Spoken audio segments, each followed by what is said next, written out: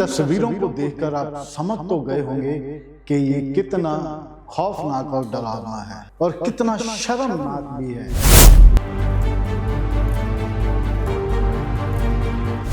कैसे एक इंसान चलती हुई गाड़ी में चढ़ता है, इधर उधर देखता है और उस गाड़ी में से सिलेंडर उठाता है और नीचे फेंकता है और फिर खुद उतर जाता है। चोरी के पीछे कितनी बड़ी उसकी वजह रही होगी और वो कितना मजबूर होगा वो इंसान है जिसने ऐसे चलती गाड़ी में अपनी जान को दांव पर लगाकर वो सिलेंडर चोरी किया। मिडिल ईस्ट में चल रही जंग जिसमें हमारा कोई भी हस्तक्षेप नहीं है, लेकिन हम क्यों परेशान हैं? ऐसे ही क्यों हमारे सामने आकर खड़े हो जाते हैं जब मसला रोटी का हो, जब मसला जिंदगी का हो, जब मसला अपने बच्चों का हो। तो आइए इस पर आपको पूरी खबर बताते हैं कि ये कहां का मामला है और क्यों ये बेबस हुआ इंसान के जिसने अपनी जान ही दांव पर लगा दी एक सिलेंडर के लिए।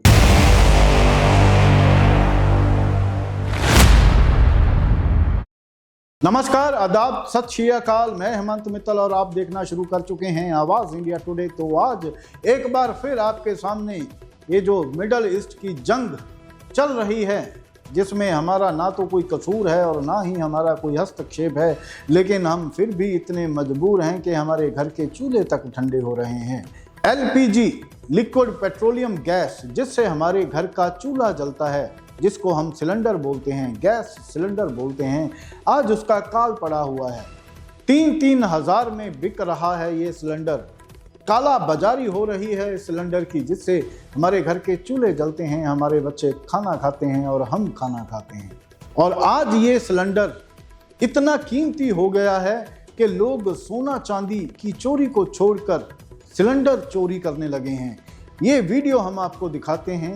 ये वीडियो हरियाणा के यमुनानगर की है, जहां एक आदमी एक सिलेंडर डिलीवर करने वाली गाड़ी जिसके ऊपर चढ़ता है, जहां वो रुकता है वहां उतरता है, चलती है गाड़ी, फिर चढ़ता है, फिर उतरता है, फिर चढ़ता है, और जब उसको मौका लगता है तो वो सिलेंडर उसमें से उठाता है, धीरे से उसको नीचे गिराता है और फिर खुद नीचे उतरता है और गिरने से बाल बाल बचता है। ये तस्वीरों में हमें साफ साफ दिखाई दे रहा है कि कैसे इस इंसान ने उस चलती गाड़ी में से सिलेंडर निकाला और अपनी जान को भी खतरे में डाला।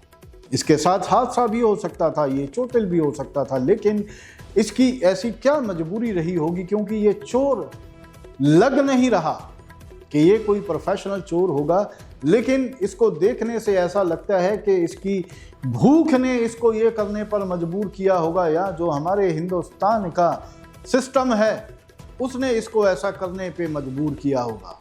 लेकिन बात यहाँ इसकी चोरी की तो है, लेकिन साथ में हमारे सिस्टम की भी है। जंग कहीं और हो रही है और उसका खमियाजा हम भुगत रहे हैं। क्या हमारी क्या गलती है, हमारा क्या कसूर है? तो इस बात का जवाब सरकारों को देना चाहिए कि हम उस जंग का जो दौर है, काला दौर है, हम उसमें से क्यों गुजरे। क्या हमारे पास कोई भी प्रबंधन नहीं है? जब भी कहीं कुछ होता है तो हमारा सिस्टम क्रैश कर जाता है और उसका खमियाजा अक्सर आम लोगों को भुगतना पड़ता है, जो आज भी हम वैसे ही भुगत रहे हैं। हमारे माननीय प्रधानमंत्री जी ने ये तो कह दिया कि हमें एक बार फिर से जो हमारी ऊर्जा प्रणाली है उसमें रुकावट आ सकती है, उसके लिए हमें तैयार रहना होगा। हम तो तैयार रह लेंगे, लेकिन प्रधानमंत्री साहब, हमारी सरकार क्यों नहीं तैयार होती? जब भी कोई विपदा आई है तो देश की जनता ने साथ दिया है, लेकिन सरकार ने क्यों साथ नहीं दिया? ये सवाल जनता आपसे पूछती है, पूछेगी, क्योंकि उसका हक है, क्योंकि उन्होंने ही आपको प्रधानमंत्री बनाया है, उन्होंने ही आपको सत्ता में लाकर देश को चलाने का मौका दिया है। और इसके साथ ही आगे चलते हैं, उस इंसान से भी बात करते हैं जो ये सिलेंडर डिलीवर कर रहा था, घर घर पहुंचा रहा था, और उसका क्या कहना है। वो इंसान खुद भी इतना परेशान है क्योंकि उसको भी घाटा हो रहा है, क्योंकि उसका मालिक तो उससे ही वसूलेगा, वो उसकी मजबूरी नहीं समझेगा, क्योंकि घाटा तो उसको ही पूरा करना पड़ेगा। तो आइए हम लेकर चलते हैं उस सिलेंडर घर घर पहुंचाने वाले इंसान के पास के उसका क्या कहना है। मैं सिलेंडर लगाने गया था प्रेम नगर में, 37 नंबर थापर कॉलोनी में। वहाँ से बंदा स्वामी मेडिकल के पर से वो मेरे पास चढ़ गया, टेम्पो के पीछे लटक गया, वो मुझे दिखा नहीं। उसके बाद मैं 37 नंबर पहुँचा, वहाँ उतर के वो नीचे उतर गया। ठीक है, लड़का वहीं घूमता रहा, वहाँ गाड़ी बगल वाले सारे देखे। फिर उसके बाद उन्होंने वहाँ से चला, मैं फिर लटक लिया हमारे टेम्पो पे, फिर रुका, फिर उतर गए हमारे पास, आगे उतर के फिर चढ़ गए। वो वहाँ पहुँचते पहुँचते पानी के ट्यूबवेल है सरकारी थापर कॉलोनी में, वहाँ उन्होंने सिलेंडर पकड़ लटकाया, नीचे खींचा, उसके बाद लेके भाग गए जी। सर जी, मैं जोखूराम के यहाँ फौजी के यहाँ सिलेंडर लगाने गया, वहाँ देखा जी सिलेंडर मेरा कम था। दोबारा मैंने आया, फिर कैमरा चेक कराया जी, कैमरे में वो लड़का मिल निकला जी हमारे साथ। 6-7 बार एमटी हमारी कम हो गई जी, जो कि हमें ही भरने पड़ रहे हैं। अगर ऐसे गरीब बंदा लगाते गए, ये लोग उठाते रहेंगे, कहाँ से पूरा करूँगा जी। तो जैसे आपने सुना कि इस इंसान ने जो कहा वो वास्तव में परेशान करने वाला है और बहुत दुखदाई भी है कि अगर ऐसी ही घटनाएं होंगी तो कैसे लोग अपना घर का चूल्हा जला पाएंगे और कैसे खाना खा पाएंगे। ये तो सिर्फ और सिर्फ एक शुरुआत है। डर तो इस बात का है और पूरे शरीर में सिहरन दौड़ जाती है ये सोचकर के अगर हालात इससे बदतर हुए तो क्या होगा। तो क्या लड़ाइयाँ झगड़े नहीं होंगे, क्या छीना झपटी नहीं होगी, क्या लोगों की दुकानें नहीं टूटेंगी, क्या कुछ नहीं हो सकता। क्योंकि भूख तो बड़ी है साहब, ये कुछ भी करवा सकती है।